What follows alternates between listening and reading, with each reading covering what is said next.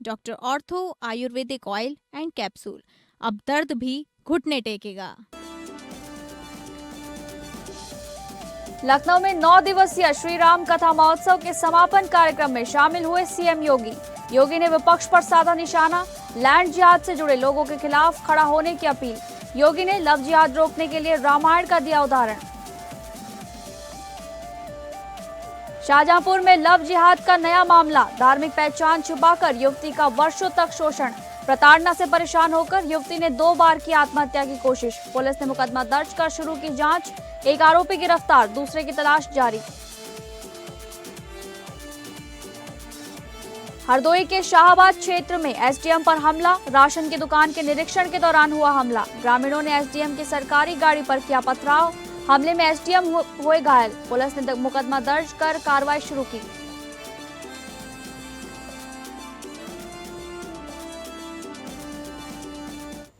नमस्कार, मैं हूं डॉक्टर प्रसून। हिसाब किताब के इस खास शो में चर्चा करेंगे ग्रेट निकोबार द्वीप विकास परियोजना की, जिसे लेकर कोहराम मचा हुआ है।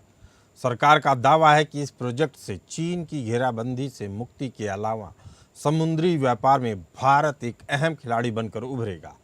लेकिन पर्यावरणविद मानते हैं कि इस प्रोजेक्ट के बाद शोम्पेन आदिवासियों का वजूद खत्म हो जाएगा। इसके अलावा 10 लाख पेड़ कटेंगे और पूरा अंडमान जो ग्रेट निकोबार प्रोजेक्ट है उसके कारण पूरा इलाका कंक्रीट के जंगल में बदल जाएगा। आपको बता दें कि अंडमान निकोबार द्वीप समूह, विशेष रूप से ग्रेट निकोबार द्वीप का वन क्षेत्र इस समय भारत के सबसे बड़े नीतिगत, पर्यावरणीय और राजनीतिक विवादों के केंद्र में है।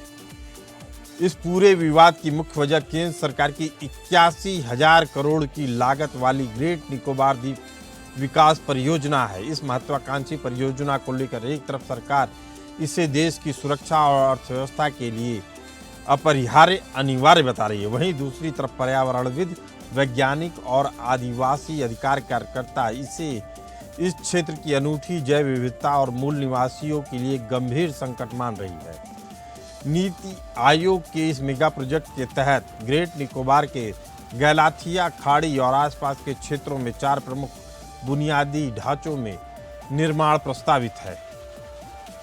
अंतर्राष्ट्रीय कंटेनर शिपमेंट टर्मिनल, एक विशाल बंदरगाह जो वैश्विक व्यापार मार्गों, विशेषकर मलक्का स्ट्रेट पर भारतीय उपस्थिति को मजबूत करेगा। इंटरनेशनल एयरपोर्ट, नागरिक और सैन्य उपयोगों के लिए एक बड़ा ग्रीनफील्ड एयरपोर्ट बनेगा। गैस और सौर आधारित पावर प्लांट परियोजना और भविष्य की आबादी के लिए बिजली की आपूर्ति होगी इसके जरिए, और एक आधुनिक टाउनशिप या शहर बसाया जाएगा। व्यापार और पर्यटन को बढ़ावा देने के लिए एक नया शहर बसाना इस परियोजना में शामिल है। विकास के दावों के बीच पर्यावरणविद इस प्रोजेक्ट को संदेह की नजरों से देख रहे हैं। पर्यावरणविदों का कहना है कि नीति आयोग के इस प्रोजेक्ट से पूरे इलाके में मूल निवासियों के उजड़ने के साथ साथ जलवायु का भी संकट पैदा होगा। आपको बता दें कि इस परियोजना के लिए लगभग 130 से 166 वर्ग किलोमीटर वन भूमि को डाइवर्ट किया जाना है। सरकार के आधिकारिक आंकड़ों के अनुसार इसे घने उष्णकटिबंधीय वर्षा वन को साफ करने के लिए तकरीबन 8.5 लाख से 9.6 लाख पेड़ काटे जाएंगे। पर्यावरणविदों का तर्क है कि इस स्तर पर होने वाली वनों की कटाई से स्थानीय जलवायु पूरी तरीके से बदल जाएगी। ग्रेट निकोबार एक बायोस्फीयर रिजर्व है जहां ऐसी कई प्रजातियां पाई जाती हैं जो दुनिया में कहीं और नहीं पाई जाती। गैलाथिया खाड़ी दुनिया के सबसे बड़े कछुओं यानी ज्वाइंट लेदरबैक कछुओं का मुख्य घोंसला बनाने का स्थान है। बंदरगाह निर्माण से इसका अस्तित्व समाप्त होने का खतरा है। निकोबार मेगा पोर्ट जमीन पर घोंसला बनाने के लिए एक दुर्लभ और उड़ने में असमर्थ पक्षी है जिसका आवास इस निर्माण की चपेट में भी आएगा। इसके अलावा निकोबार मैकाक यानी बंदर एक तरह का होता है और इस क्षेत्र की दुर्लभ मुगा चट्टानें भी नष्ट होने की कगार पर पहुंच जाएंगी। स्थानीय या कहा जाए स्वदेशी जनजातियों जिसमें शोम्पेन और निकोबारी प्रमुख हैं, का विस्थापन भी बड़ा मुद्दा है। सोम्पोन जनजाति दुनिया की सबसे अलग थलग रहने वाली विशेष रूप से कमजोर जनजाति समूह है। इसकी आबादी मात्र कुछ 100 बची है। पूरी तरह से यह जंगलों पर निर्भर है। एंथ्रोपोलॉजिस्ट का चेतावनी भरा मानना है कि बाहर से आने वाले लाखों लोगों के संपर्क में आने से इस जनजाति का अस्तित्व मिट सकता है। निकोबारी समूह तटीय क्षेत्रों में रहने वाले निकोबारी आदिवासियों ने अपनी पैतृक भूमि को सरेंडर करने के प्रशासनिक दबाव का पुरजोर विरोध किया और वनाधिकार अधिनियम के उल्लंघन का आरोप लगाया। वर्तमान में ग्रेट निकोबार की आबादी लगभग 8,000 है। इस परियोजना के तहत लगभग 3 दशकों में वहां 3.5 लाख लोगों के बसाने की योजना है। इतनी छोटी जगह पर आबादी 4,000 की वृद्धि वहां के सीमित संसाधनों, प्राकृतिक संसाधनों जैसे मीठे पानी पर अत्यधिक दबाव डालेगी और सारी भौगोलिक स्थिति को बदल कर रख देगी।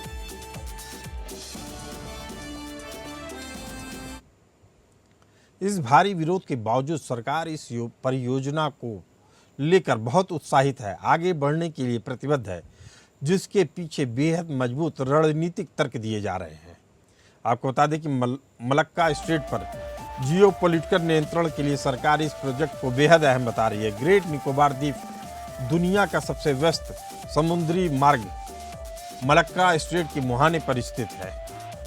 चीन का अधिकांश व्यापार और ऊर्जा आपूर्ति इसी रास्ते पर होती है। यहाँ एक मजबूत सैन्य और वाणिज्यिक अड्डा होने से भारत हिंद महासागर में चीनी नौसेना की बढ़ती गतिविधियों पर कंट्रोल कर सकता है। वर्तमान में भारत का अधिकांश ट्रांसशिपमेंट कार्गो सिंगापुर, कोलंबो और मलेशिया के पोर्ट कैलांग से होकर जाता है। यहाँ बंदरगाह बनने से भारत वैश्विक नौवाहन का एक बड़ा केंद्र बन जाएगा, जिसके बाद उसके राजस्व और रोजगार में भारी वृद्धि होगी। फरवरी 2026 में नेशनल ग्रीन ट्रिब्यूनल ने परियोजना के लिए 2022 में दी गई पर्यावरण मंजूरी में हस्तक्षेप करने से इनकार कर दिया। ट्रिब्यूनल का मानना था कि सरकार द्वारा पर्यावरण सुरक्षा के पर्याप्त उपाय किए गए हैं और परियोजना का रणनीतिक और राष्ट्रीय महत्व पर्यावरण संबंधी कमियों पर भारी पड़ रहा है। पर्यावरण कार्यकर्ताओं ने अदालत की इस बात पर आपत्ति जताई कि पर्यावरण मंत्रालय ने एक उच्च स्तरीय समिति की रिपोर्ट को राष्ट्रीय सुरक्षा और गोपनीयता का हवाला देकर सीलबंद लिफाफे में अदालत को सौंपा, जिसे याचिकाकर्ताओं के साथ साझा नहीं किया गया। वैज्ञानिकों का स्पष्ट मानना है कि लाखों साल पुराने प्राकृतिक वर्षा वन और उनकी अनूठी जैव विविधता को कृत्रिम जंगलों से कभी भी नहीं बदला जा सकता।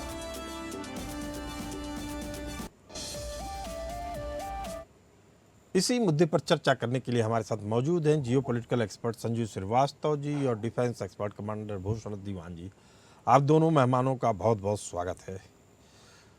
संजीव जी, यह कहां तक उचित होगा कि मलक्का स्ट्रेट में चीन की मौजूदगी की बढ़ती आक्रामकता को देखते हुए नौसेना की मौजूदगी ग्रेट निकोबार में एक सैन्य और वाणिज्यिक अड्डे का निर्माण भारत की राष्ट्रीय सुरक्षा के लिए अनिवार्य होगा? जी निश्चित रूप से प्रसून जी, ये जो ग्रेट निकोबार प्रोजेक्ट है ये भारत की सामरिक सुरक्षा की दृष्टि से भी बहुत महत्वपूर्ण है और जो वाणिज्यिक जो हमारे हित हैं, जो हमारे वाणिज्यिक जो सुरक्षा है उसको भी ये और अधिक पुख्ता करेगी। जो अन्य जो पोर्ट्स हैं उस एरियाज के उसके ऊपर जो भारत की निर्भरता को वो कम करेगी और जाहिर है कि ये स्टेट ऑफ मलक्का के नज़दीक होने की वजह से, जो कि एक बहुत ही बिजी ट्रेड रूट विश्व का है, उसमें भारत के जो ट्रांसशिपमेंट के जो कंटेनर ट्रांसशिपमेंट के जो अनेकों अपॉर्चुनिटीज को, अवसरों को क्रिएट करेगी और भारत जाहिर है कि एक कंटेनर ट्रांसशिप की जो पूरे एफर्ट्स होते हैं उसमें भी एक बड़ी शक्ति बनकर। संजय जी, ये एक बड़ा सवाल यह है कि भारत का एकमात्र उद्देश्य मलक्का स्ट्रेट में चीन पर नजर रखना और हिंद महासागर की सुरक्षा करना है, तो क्या इस द्वीप के नाजुक पर्यावरण को नष्ट किए बिना केवल आधुनिक राडार सिस्टम से, अंडर वाटर सबमरीन सेंसर से, मानव रहित ड्रोन की तैनाती के जरिए यह काम नहीं किया जा सकता था? चीन को रोकने के लिए 81,000 करोड़ का कंक्रीट का शहर बसाना कहाँ तक उचित मानते हैं आप? देखिए, मैं ऐसा मानता हूं कि भारत की सरकार जो हमारा ट्रिब्यूनल है, जो वातावरण से संबंधित जो ग्रीन ट्रिब्यूनल है, वो जाहिर है कि इन सारे विषयों के ऊपर उसने विचार मंथन करने के बाद ही इसको अपनी संस्तुति दी है। और भारत इन्वायरमेंटल प्रोटेक्शन के संदर्भ में विश्व का एक लीडरशिप का रोल और इमेज रखने वाला राष्ट्र है। पेरिस क्लाइमेट डील को बचाने के लिए भारत ने एक लीडरशिप की रोल को प्ले किया था। तो भारत जो इन्वायरमेंटल कंसर्न्स हैं, जो भी प्रोजेक्ट्स हैं जो हमारे, उसके संदर्भ में जो गहरे से गहरे जो मेजर्स जो लिए जा सकते हैं वो लेता है। लेकिन भारत पर्यावरण संतुलन और विकास के जो हमारे जो इम्पेरेटिव्स हैं उसको भी ध्यान में रखते हुए एक बैलेंस्ड पॉलिसी को अख्तियार करता है। ये जो ग्रेट निकोबार आइलैंड में जो प्रोजेक्ट्स बनाए जाएंगे उसमें जो इन्वायरमेंट संबंधी जो भी मेजर्स लिए जा सकते हैं ताकि वहाँ पे इकोलॉजिकल डिसऑर्डर ना हो, उसको ध्यान में रखते हुए उस पर कुछ डिसीजन लिए जा रहे हैं, लेकिन उस पर भी विवाद छिड़ रहा है। हम उस पर दोबारा आएंगे, लेकिन हमारे साथ कमांडर भूषण दीवान जी मौजूद हैं। भूषण दीवान जी, चीन ने भारत को घेरने के लिए म्यांमार के कोको द्वीप, श्रीलंका के होमन टोटा और पाकिस्तान के ग्वादर में अपने नौसैनिक और राडार ठिकाने मजबूत कर लिए हैं। हाल में ही म्यांमार के कोको द्वीप पर भी चीनी मदद से रनवे का विस्तार देखा गया है, जो अंडमान के बेहद करीब है। लेकिन इस चीनी घेराबंदी को देखते हुए क्या ग्रेट निकोबार में मिलिट्री बेस बनाने में और देरी करना क्या भारत के लिए आत्मघाती नहीं होगा? आप आवाज अनम्यूट कर लीजिए भूषण दीवान जी। अभी ठीक है जी सर। हाँ जी, सुनाई दे रहा है? जी सर, जी सर। डॉक्टर साहब, आपने सवाल पूछा कि देरी करने से क्या आत्मघाती नहीं होगा, ये कह रहे हैं ना? जी जी जनाब, जब नींद खुली तो सवेरा है। ठीक है, अभी भी इतनी अपोजिशन हो रही है एनवायरमेंट वालों से, राहुल गांधी से, या सोरोस के जो लोग हैं। राहुल गांधी सोरोस का लोग है मुझे मालूम नहीं, पर मैं ही कह रहा हूँ देर आए दुरुस्त आए। अभी शुरू होगा, कितने साल लगेंगे? 1 लाख करोड़ का प्रोजेक्ट है ये। 81,000 करोड़ का जी, है जी, 81,000 करोड़ का प्रोजेक्ट है जी।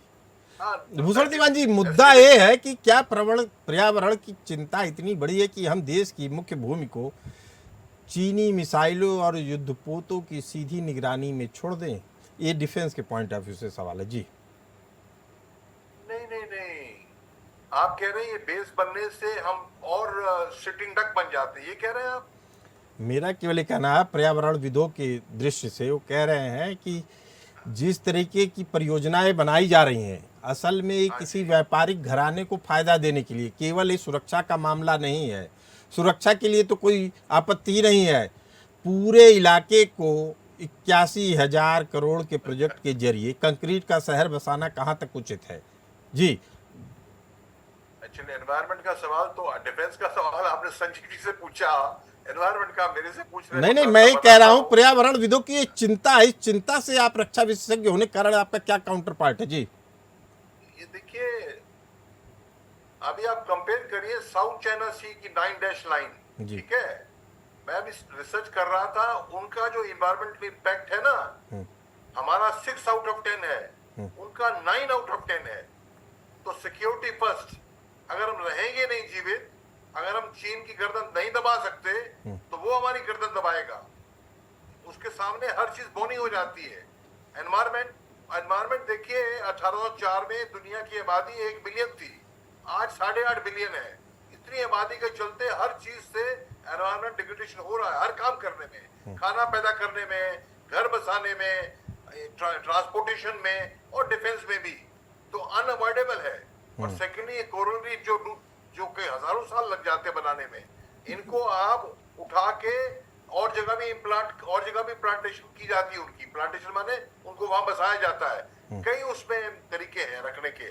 100% चीज नहीं रहेगी, 100% उतना सेम टू सेम जो नेचर का काम है उतना नहीं रहेगा, पर 70-80% फिर भी बचेगा।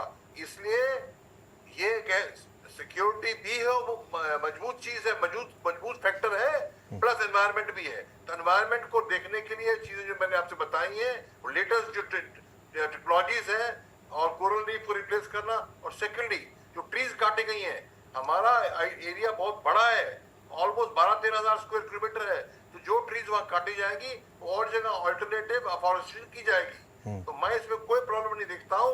ये होना चाहिए काम, और पुरजोर तरीके से और जल्दी तरीके से होना चाहिए। इससे पहले चीन को समझे, अटैक तब होता है जब आप कमजोर नजर आते हैं। जब हम उनकी मलाक्का स्टेट की नाड़ी पे दबाएंगे तो हमारी कैपेबिलिटी हमारे पास आएगी, तो चीन हमारे ऊपर जो वॉर होना है वो बिल्कुल नहीं करेगा। नहीं करेगा। चलिए ठीक है, हम चर्चा कर रहे हैं ग्रेट निकोबार द्वीप की, जहां 81,000 करोड़ का प्रोजेक्ट लग रहा है। इसी मुद्दे पर चर्चा करने के लिए हमारे साथ मौजूद हैं जियोपॉलिटिकल एक्सपर्ट संजीव श्रीवास्तव जी और कमांडर भूषण दीवान जी। संजीव जी, जियोपॉलिटिक्स की नज़र से अगर समझना चाहें हम, तो वर्तमान में इस द्वीप की आबादी 8,000 है, जिसे इस परियोजना के तहत अगले 3 दशकों में बढ़ाकर 3.5 लाख करने की योजना है। अभी मात्र कुछ वर्ग किलोमीटर के इस द्वीप पर 4,000% की आबादी की बढ़ोतरी से जो कचरा, प्रदूषण, मीठे पानी का संकट पैदा होगा, वह जियोपॉलिटिक्स में कैसे उसको जस्टिफाई किया जा सकता है? जी देखिए, पहली बात तो मैं ये कहूंगा कि जो इस तरीके के जो पर्यावरणविद इत्यादि आपने जिनकी चर्चा की, वो एक निराशावादी सोच रखने वाले अपोलोजिस्ट जिसको कहते हैं, उस तरीके की मानसिकता के लोग होते हैं, जो कि किसी भी कार्य को टालने के जो बहाने को वो ढूंढने का काम करते हैं। और जाहिर है कि उनकी सोच में ये भी दिखाई देता है कि वो उनके अंदर कायरता भी दिखाई देती है।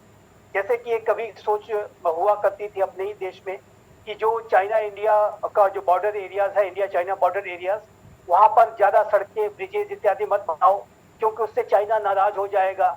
यहाँ तक कि ये भी तर्क सुनने में आया कि उसी जो आपने जो ब्रिज और सड़कें इत्यादि जो बनाई हैं, उसका इस्तेमाल करते हुए चाइना आपकी टेरिटरी में घुस आएगा, तो अच्छा है कि उसको ना बनाया जाए। तो ये जो सोच है, इस तरीके की सोच से हमें निकलने की आवश्यकता है। और अच्छी बात यह है कि आज का ये जो नया भारत है, प्राइम मिनिस्टर श्री नरेंद्र मोदी के नेतृत्व का जो नया भारत है, जो संकल्प के साथ, साहस के साथ, आत्मविश्वास से लबरेज होकर के अपने निर्णयों को ले रहा है। प्रोएक्टिव हमारी विदेश नीति है, रक्षा नीति है, और हम चाइना को अब आई टू आई में उसको डाल करके। संजय जी, अगर मैं एक पर्यावरणविद के हिसाब से आपसे एक सवाल पूछना चाहूँ कि क्या राष्ट्रीय सुरक्षा और जियो पॉलिटिक्स यानी भू राजनीतिक हितों की वेदी पर एक अत्यंत संवेदनशील इकोलॉजिकल हॉट स्पॉट की बलि दी जा रही है, तो क्या यह उचित होगा? नहीं, बिल्कुल नहीं, मैं ऐसा नहीं मानता। और ये जो क्षेत्र है वो स्टेट ऑफ मलक्का की आप एक्टिविटीज देख लीजिए। स्टेट ऑफ मलक्का में कितनी ज्यादा जो है शिप्स मूवमेंट वहाँ होती हैं। वर्ल्ड का जो बिजिएस्ट रूट है और वहां पर यदि आपके पास फैसिलिटी मौजूद है ग्रेट निकोबार आइलैंड की, तो मैं तो आश्चर्य होता है मुझे कि अब तक उसको क्यों नहीं किया गया। क्या पिछली सरकारें सो रही थी? क्या उनको और जाहिर है कि अप्रोच उनका निराशावादी था, नकारात्मक था, चाइना को नाराज न करने वाला जो अप्रोच था, एपोलॉजिस्ट अप्रोच था। और उसके लिए तमाम तर्क देते हैं कि एनवायरमेंट खराब हो जाएगा। लोग, आपकी आबादी विश्व की सबसे बड़ी आबादी है, विश्व का सबसे बड़ा जनसंख्या वाला राष्ट्र भारत है, और उनको रोटी भी चाहिए, कपड़ा भी चाहिए, मकान भी चाहिए, उनको स्वास्थ्य, शिक्षा, रोजगार और सारे अवसर भी चाहिए जी। वो कहाँ से आप लाएंगे? जब आपके पास टेरिटरी मौजूद है तो आप उसका इस्तेमाल क्यों नहीं करते हैं? ये तो मेरे समझ के परे है कि जो लोग इस तरीके का तर्क देते हैं, ये वो जाहिर है कि उन तर्कों में कहीं से भी उसको जस्टिफाई नहीं किया जा सकता। और देखिए, आपने जियो पॉलिटिक्स की बात पूछी है। जियो पॉलिटिक्स में अभी आप देखिए तो क्या बड़े राष्ट्र क्या कर रहे हैं। जो रशिया और अमेरिका आर्कटिक जो है उसका वहां पर वो लगातार दोहन कर रहे हैं, ग्लेशियर्स को काट रहे हैं, वहां पर जो अपार रिसोर्सेस है, मैं उनको जस्टिफाई नहीं कर रहा हूँ। मैं ये कह रहा हूँ कि ये जो जस्टिफिकेशन है ये अपने देश में ही क्यों दिया जाता है? अंतरराष्ट्रीय चाइना क्या कर रहा है, अमेरिका क्या कर रहा है, रशिया क्या कर रहा है, उनके ऊपर तो वो नहीं बताएंगे, तर्क नहीं देंगे कि आर्कटिक का डिग्रेडेशन हो रहा है, आर्कटिक में ग्लेशियर पिघल सकते हैं, सारे तर्क अपने। लेकिन पर्यावरण विदों की भी चिंता है, कह रहे हैं जो वहाँ मूल जनजातियां हैं, शोम्पेन जैसे है, निकोबारी जनजाति है, सुरक्षित रहेंगी, सुरक्षित रहेंगी। कुछ सौ बचे हैं। कहा इनका इतिहास ये है कि जब भी इस तरह की जनजातियों को निकाला जाता है उनके इलाके से बाहर, तो फिर एक भी व्यक्ति नहीं बचता है। लेकिन रक्षा विशेषज्ञ कमांडर भूषण दीवान जी हमारे साथ मौजूद हैं इसी चिंताओं को लेकर। क्या हम इस द्वीप के पर्यावरण को छुए बिना केवल सैन्य तकनीक, राडार सिस्टम, उपग्रह निगरानी के जरिए सुरक्षा को मजबूत नहीं कर सकते हैं? बिल्कुल नहीं। डिएगो गार्सिया है, इंडियन ओशन में अमेरिका ने रखा हुआ है 30 स्क्वायर किलोमीटर पर। उसी के चलते इंडियन ओशन पूरा कंट्रोल हो रहा है और हम यहाँ बैठे हैं, हमारे पास रेडीमेड एयरक्राफ्ट कैरियर है। ये ग्रेट निकोबार प्रोजेक्ट। और देखिए लद्दाख लेह में भी चीन क्यों घुसा, क्योंकि हमारी मौजूदगी नहीं और वहां लोग नहीं। जहां तक लोग बसाए जाएंगे ये एडिशनल सिक्योरिटी सेफ्टी है। कहते हैं ना बॉडी पार्ट जो है यूज इट और लूज इट। जो अपना दिमाग यूज नहीं करता है, काउंटिंग यूज नहीं करता है, उसकी वो क्षति हो जाती है उसके कैपेसिटीज की। सेम चीज आप इसको यूज नहीं करेंगे तो पराए लोग ले जाएंगे। तो ये कंपलसरी है इसको लेना, बढ़ाना, आगे बढ़ाना। और जो एस्टिमेट भी आ रहे हैं ना 81,000 90,000 वो 92,000 करोड़ का भी एस्टिमेट्स है। गवर्नमेंट के रिवाइज एस्टिमेट 81,000 है। दूसरी बात जी, गुआम से और गुआम जो है पैसिफिक ओशन में है जी, डिएगो गार्सिया जो है इंडियन ओशन में है। उनसे भी हमारा बेटर है ये लोकेशन है। ये तो और स्ट्रिंग ऑफ पर्ल्स जो है कोको आइलैंड और हबन टोटा, उन सब को दबाने के लिए ये तो रामबाण है। क्यों? 80% शिपिंग वो पाइप से नहीं ले सकते। ऑयल तो ले लेंगे पाइप से, बात ईरान से, गल्फ से ले सकते हैं, पर जो का एक्सपोर्ट होता है यहीं से होता है। ये मारे जाएंगे। एक्सपोर्ट लेड कंट्री है ये। भूषण दीवान जी जल्दी से एक छोटा जवाब चाहेंगे। क्या लग रहा है आपको भविष्य में भारत और चीन में कभी युद्ध हो सकता है जिसके कारण से इतनी बड़ी तैयारियां की जा रही हैं? 200% होगा कि नहीं होगा वो इसी पे निर्भर करता है कि हम उनकी ताकत आज हमारे से 4 गुना बड़ी है। वो इस पे निर्भर करता है हम उस ताकत पे कितनी जल्दी पहुंच जाते हैं। अगर इतनी जल्दी पहुंच गए तो अटैक नहीं होगा। नहीं तो जिस स्पीड से हम चल रहे हैं और जितनी हमारी गैप है, ये अटैक तो 4-5 साल में होना 200%।